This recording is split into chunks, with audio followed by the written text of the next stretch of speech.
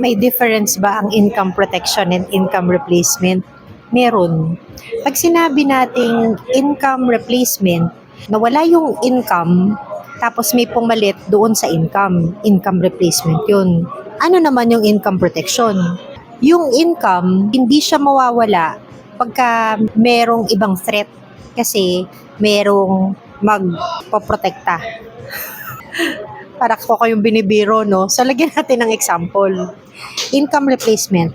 May breadwinner, nagkasakit siya, or kinuha na siya ni Lord, nag-stop yung income niya. Ano mangyari nun? Tuloy-tuloy pa rin ang gastos ng family, di ba?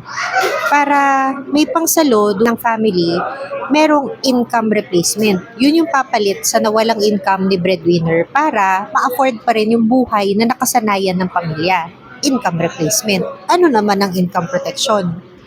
Pag nagkasakit or namatay yung ibang family members, kaninong income ang affected? Di ba income ni breadwinner?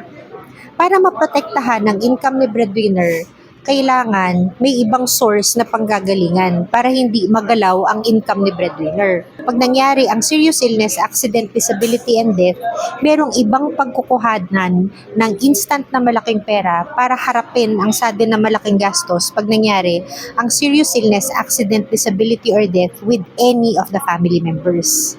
Bottom line sa kinukwento ko sa inyo, sino dapat ang insured? Lahat, para maprotektahan ng income na intended para sa isang pamilya. This is Tati. God bless you with an amazing life ahead. Bye!